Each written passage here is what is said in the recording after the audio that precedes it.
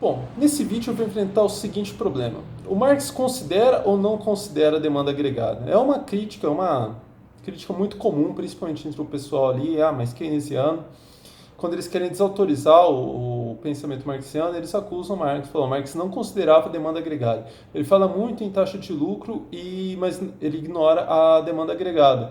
E os capitalistas, tal, o que eles olham mesmo é a demanda agregada, segundo os keynesianos. Eu vou mostrar aqui, microeconomicamente e macroeconomicamente. Eu não gosto dessas expressões dentro da tradição da crítica da economia política. Eu acho que elas pagam fortes tributos, né, grandes tributos ao marginalismo. Mas o que eu quero dizer então? No nível das firmas e no nível agregado. Então vou mostrar no nível das firmas, depois no nível agregado, como que o Marx de fato considerava a demanda agregada.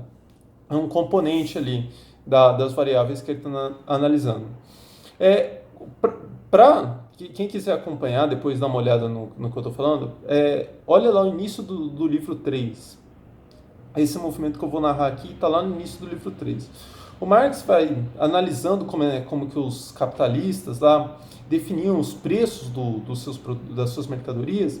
Ele vai dizer, a primeira coisa que eles vão olhar é o preço de custo, né? O custo de produção daquelas mercadorias. Então, quanto que eles estão pagando em salários, né? Capital variável, e é, quanto de capital constante foi despendido, né, para a produção daquelas mercadorias. Então, quanto que do maquinário se desgastou e aí esse valor é encarnado naquelas mercadorias que foram produzidas, energia elétrica, matéria-prima, materiais auxiliares, enfim, todos esses custos vão para aquelas mercadorias produzidas. Isso mais o capital o variável ali que foi empregado, o salário, dá o custo de produção dessas mercadorias. Mas obviamente que o capitalista tem lucro, né? Ele quer o lucro. Aí ele vai acrescentar, né, nesse valor a taxa média de lucro. Isso é bem empírico. Os empresários, gente, pô, às vezes no nosso nível, na nossa insignificância, a gente precisa vender alguma coisa, a gente dá uma sondada ali de quanto que o pessoal cobra. O capitalista, ele vai olhar e fala, cara, qual que é a taxa média de lucro aqui? Quanto que meus concorrentes estão tendo de lucro e tal? E aí ele vai embutir essa taxa média de lucro nesse preço. Então, do custo de produção salta para o preço de produção, que o preço de produção então já engloba essa taxa média de lucro, mas aí tem a variação do mercado. Pode ser que o mercado está aquecido, pode ser que o mercado não esteja aquecido, e aí isso vai variar, vai mexer com o preço de produção. Por isso que o Marx acrescenta ali depois os preços de mercado. Se o Marx não fizesse esse último movimento, ele de fato estaria ignorando a demanda agregada. E teria alguns furos, inclusive, que eu vou talvez fique mais claro na sequência. Mas então ele não ignora isso, ele vai falar que tem os preços de mercado. E aí ele vai utilizar para mim uma expressão que é muito boa para isso, que ele vai falar que o preço de mercado orbita em torno do preço de produção. Por quê? O preço de produção é o que tem o lastro na massa de valor e mais valor que foi gerado. Tá, o mercado está aquecido, você consegue cobrar um pouco a mais. Ou, dependendo, um capitalista individual ele pode cobrar muito a mais, mas sabendo que ele está amassando, né, a taxa de lucro do concorrente. No momento que a economia está desaquecida, ele vai ter que cobrar abaixo do preço de produção. Também é um negócio muito empírico, velho. O cara consulta lá, o capitalista, o pequeno empresário mesmo, ele consegue constatar isso. Ele consulta lá quanto que a concorrência está tendo de lucro. Ele cobra aquele mesmo preço. Ele vê que ele não está vendendo, ele baixa o preço. Isso aí, cara, tá lá no livro 3 do Capital. É que como o foco do Marx não é ficar nesse nível das firmas, ele apresenta isso muito rápido e vai para o nível agregado, mas está lá, não é invencionice não. Tá, mas agora vamos olhar para o nível agregado. Como então que o Marx calcula a taxa de lucro, né? Como que é a taxa de lucro à la Marx? Que é diferente, enfim, do lucro contábil aí das empresas, não é o mesmo cálculo. O Marx calcula a taxa de lucro com numerador, ele calcula a relação massa de mais valor e capital total, sendo capital total, capital constante mais capital variável. Então é no numerador massa de mais valor, no denominador capital constante mais capital variável. Tá, o que acontece? Quando você olha imediatamente para isso, fala, bom, a demanda agregada não aparece aqui. E aí, eu acho que é quando olha para isso que o pessoal sai criticando Marx. Mas veja, é, Vamos pensar, o que define a massa de mais valor? Obviamente que é o quanto, né, de trabalho tem encarnado naquelas mercadorias, mas a quantidade de mercadorias. Então, a quantidade de trabalho encarnado numa mercadoria individual multiplicado pelo número total de mercadorias. Então, no numerador está ali implícito o que foi produzido, a quantidade de mercadorias que foi produzida. E o que está no denominador? Capital constante mais capital variável. O que isso dá? Ou seja, o total de força de trabalho e de maquinaria tal que tem. Então ali tem o potencial produtivo, né, daquela economia.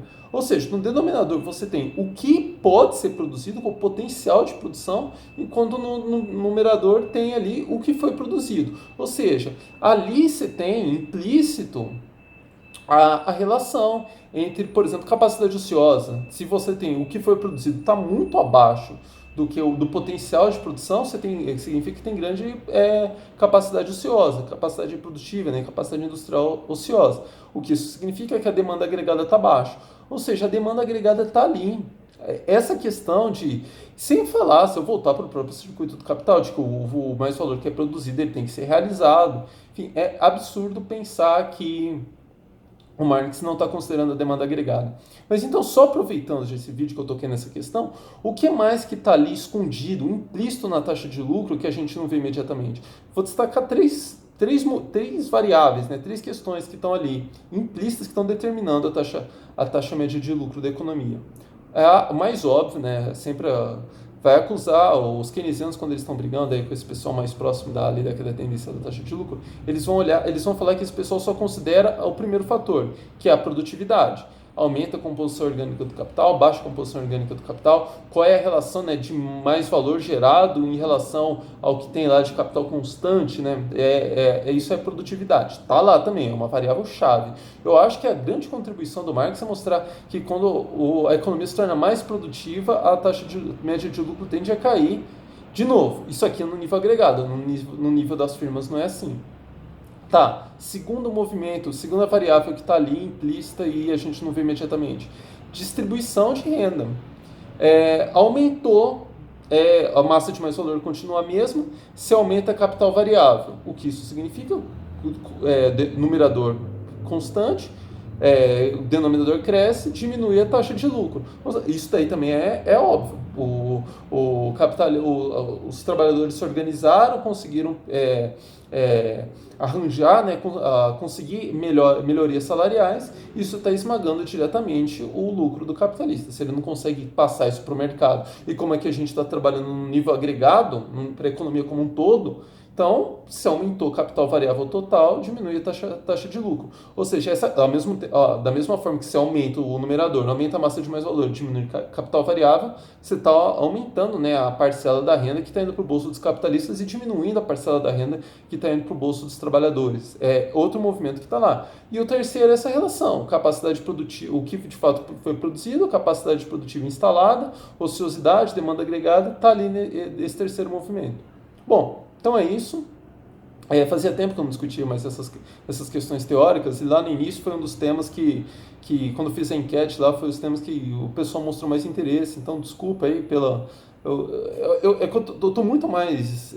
a questão do estudo mesmo, estou muito mais dedicado a olhar essas questões mais práticas, né, da economia brasileira e tal, e aí às vezes eu acabo esquecendo, negligenciando esses vídeos mais teóricos. Mas avaliam aí, pô, tá dando para entender, principalmente essa questão mais teórica, eu sei que ela é mais complicada, às vezes eu estou usando uns termos que, pô, não tá dando para entender. Foi o que eu falei no último vídeo. Vão respondendo aí, trazendo questões, e aí eu vou gravando novos vídeos em cima das questões que vocês forem trazendo. Eu já anotei algumas questões que, enfim, que eu tô tendo que colher uns dados. Aos poucos eu vou juntando referências para enfrentar a questão, né, para depois gravar o vídeo. Mas vamos andando aí e aí a gente segue com esse movimento. Então, um abraço e até a próxima.